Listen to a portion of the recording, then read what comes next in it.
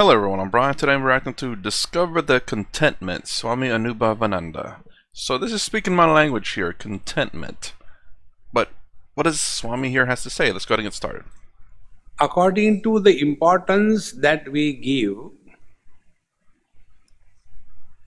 that determines our life's values. For example, if we have given importance to money, then our life will be all the time circling around money, money, money. If we give importance to the body, our whole life will be only talking about body. There are many people you also must have come across. They say, Swamiji, could you believe I have never taken a single allopathic pill in my whole life? So what is great about it? Stones also don't take. See? But that becomes a great achievement for them. Similarly, when we think about spiritual practice, some of us think spirituality means being good and doing good to the world. Some of us think spirituality means being responsible. Some of us think we should do our duties. Some of us think that we should keep healthy, we should live long, suffer and make others also suffer because of us. Jeez. Because that is what we have given importance to. But when we rise above this, see what happens. Space is the projection of the mind. Today when I was sitting before coming here, this thing appeared. If you take a bottle and fill it completely and try to move the water, will it move? There is no place to move. There is no emptiness to move in that bottle. In the same manner, if we have discovered contentment, meaning no emptiness, there cannot be thoughts, there cannot be desire.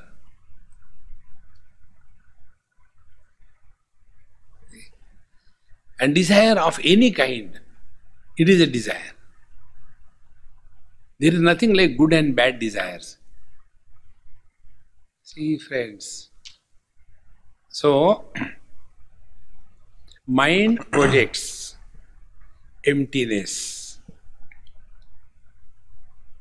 When the mind is enfolded as in deep sleep, there is no emptiness. Therefore, there are no desires. Therefore, we are happy. Therefore, happiness expresses as noise. And therefore, grrr, grrr. A happy person is never in a hurry.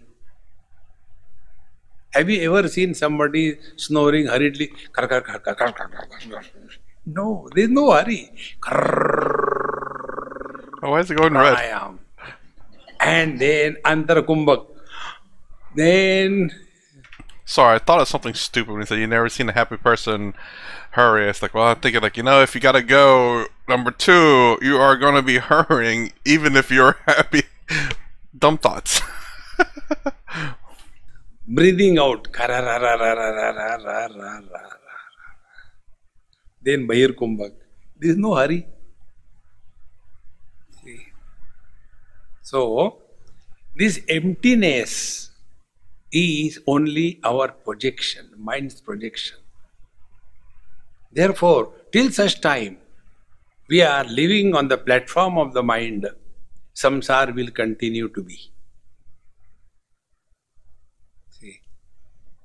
And then what we will be thinking all the time, now what I should do? There is no need to do anything, relax. I have to do this, I have to do that, suffer throughout life. And therefore, when our attention is brought to the source, so eyes project colors and forms, mind projects vision, consciousness projects the mind, and consciousness is complete in itself. Therefore, the word uses ekam eva advitiyam. Dvitiyam is other. And otherness happens if there is emptiness between the two. See? Oh, I was going to actually rewind that. Hold on. And consciousness is complete in itself.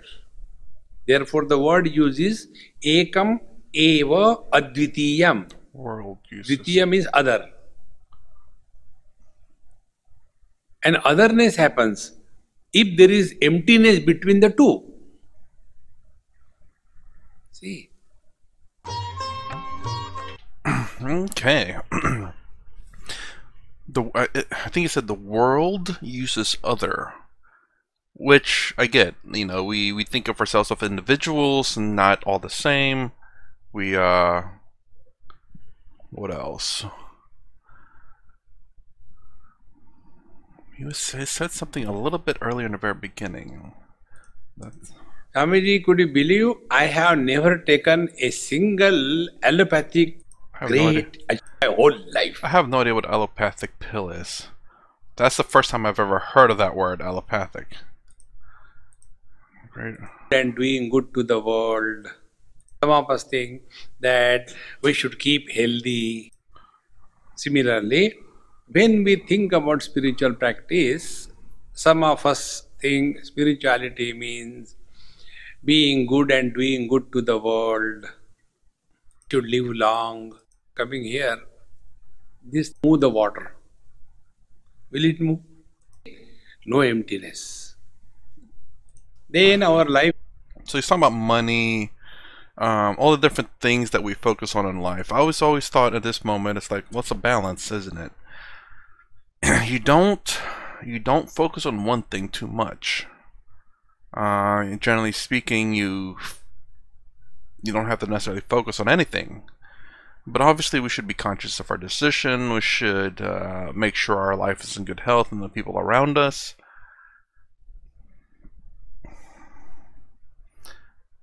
But I think the desire, he was also talking about that one, the desire for more money, I don't think there's nothing necessarily wrong with making more money or going to a path that makes you more money. The problem is the desire to make money. He said there's no, did he say no such thing as good or bad desire? Desire, oh, here it is. There cannot be desire.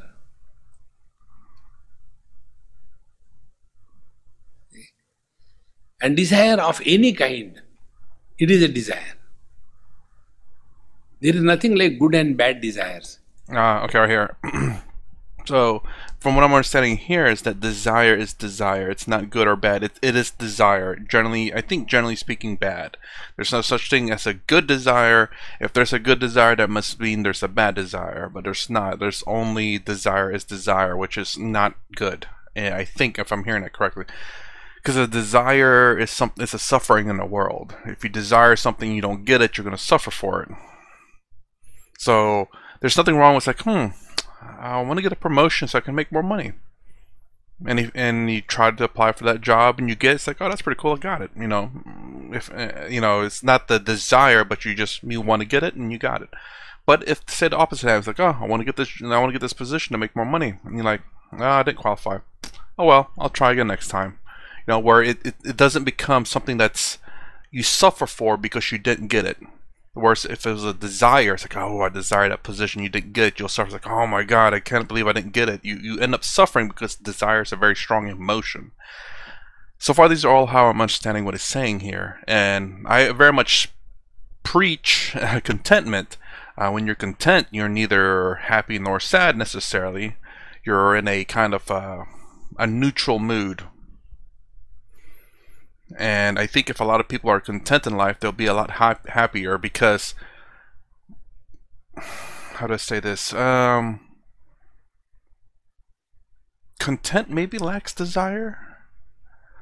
But if you're content and you have something that you need or want, that's a bonus. That's good. And then you go back to contentment.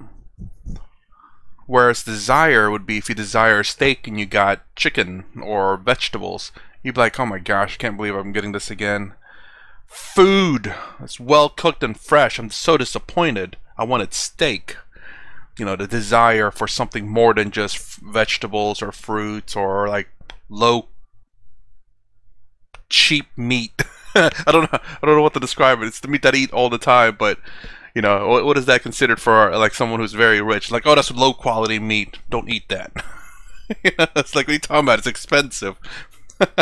No, that's cheap stuff. We're talking about filet mignons over here and dry aged steaks or something like that. Anyways, but yeah, so being content and then getting a bowl of rice with some soup, that's a good thing. Happiness. You're feeding yourself. That's great. But if you have a desire for steak and you got a bowl of rice and soup, you're like, well, it's something, but it's not what I wanted. It depends on how much of a desire you have. But I'm hoping that makes sense, and that's how I'm understanding it in terms of desire, how I preach contentment, where contentment is neutral, and anything that you get in life, if someone says hello, that's nice, that's a positive. You know, if someone is mean to you, you're like, I feel sorry for that person because I'm content with my life. You know, there must be something awful happening to them. I don't know, but you know, I'll be nice to them if I can, and I just continue on with my life, my contentment life. Ooh, water. Good. Something like that. Just to be easily pleased. Imagine finding happiness and joyfulness from the most simplistic things, and always finding that there. I think that's a good thing. I do, generally speaking. Generally speaking, you know. But yeah, but it's not to desire anything, but it's just to enjoy life, as Sadhguru says, to enjoy life for whatever it may be. Simply enjoying the sunset, simply enjoying nature, simply enjoying a drink of water, not desiring Coca-Cola, not desiring, I don't know what you're going to desire from nature. Stuff from nature, a meteorite landing in front of you, I don't know. Anyways, that's my reaction to Discover Contentment. If you like my content, please consider subscribing, thumbs up, thumbs down below. Thanks for watching. I'll see you in the next vid.